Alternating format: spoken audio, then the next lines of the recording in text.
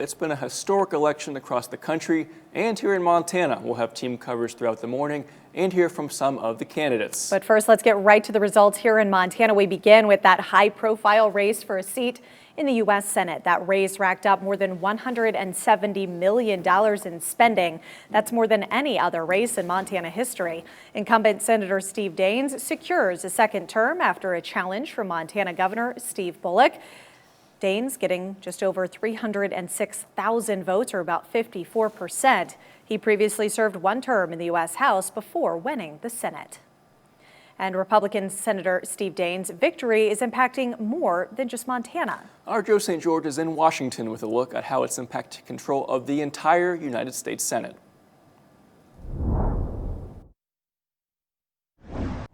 It was the most expensive Senate race in Montana history, one of the most expensive Senate races anywhere in the country. And while a lot of progressives in places like Helena and in Bozeman thought that current Governor Steve Bullock could wage a serious fight against incumbent Republican Senator Steve Daines, in the end, the support for President Trump, the support for Steve Daines, enough to propel Senator Daines to re-election. He'll be coming here to Washington for another 6 years. To some degree, Daines a survivor in the Mountain Time Zone this evening. The Associated Press calling races in Colorado and Arizona for the Democrats. Republican Senator Cory Gardner defeated in Colorado. Republican Senator Martha McSally defeated in Arizona. But Daines bucking a mini blue wave in the Mountain Time Zone and winning re-election in Montana. Most importantly for Republicans here in Washington, because Daines won re-election, it became that much harder for Democrats to take back control of the United States Senate. A crucial win for Republican leader Mitch McConnell in his quest to remain Republican leader for the next 2 years. So, big race in Montana, a big result. A lot of Republicans in D.C. happy with Big Sky country this morning. In Washington, I'm Joe St. George. Let's look now at the high-profile race for Montana Governor. Republican Representative Greg Gianforte versus Democrat Lieutenant Governor Mike Cooney. Republican hasn't held this office in 16 years, but that has now changed.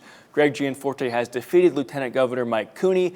Gianforte and his running mate Kristen Juras carried 41 Montana counties. Cooney and his running mate Casey Schreiner just 12 in that race.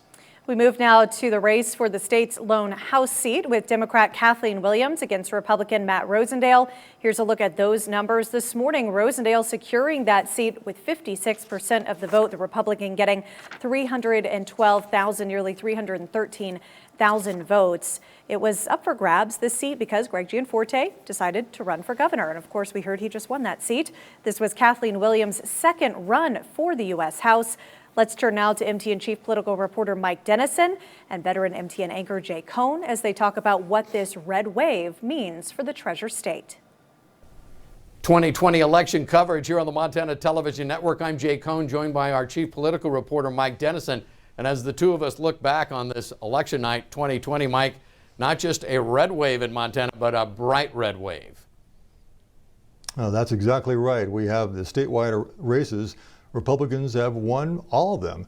And this is, not entirely unexpected. There were times a couple of weeks ago when I looked back and thought, it could be a run the table night for Republicans, just given how things are going and given how polls are going.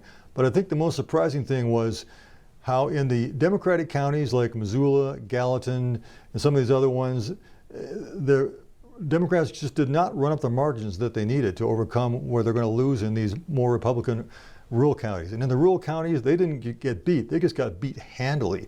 75-25, 80-20, 70-30, wasn't even close. And also in Yellowstone County, Steve Daines beat Steve Bullock by 12 to 13,000 votes. And if you're a Democrat, you just can't lose by that much in Yellowstone County and expect to win statewide. Long term, Mike, as you look at this election, does this show that Montana is really joining all our other red state neighbors as being a big Republican bloc in this part of the country? Well, I wouldn't quite go that far. I don't think it's a total realignment, but I think it's a step in that direction. You have to wonder to yourself, what Democrat can win in Montana? Is Steve Bullock a popular governor who has, 50, 60, 70, $80 million behind him, cannot win? What Democrat can win a statewide race in Montana? And also we looked at the new voters. We had a huge turnout we had probably 70 to 80,000 voters. Not all of them new, but a lot of them were. We were thinking maybe those were some new, younger independents who might be trending Democratic. Well, apparently not. Apparently a lot of those new voters are voting Republican.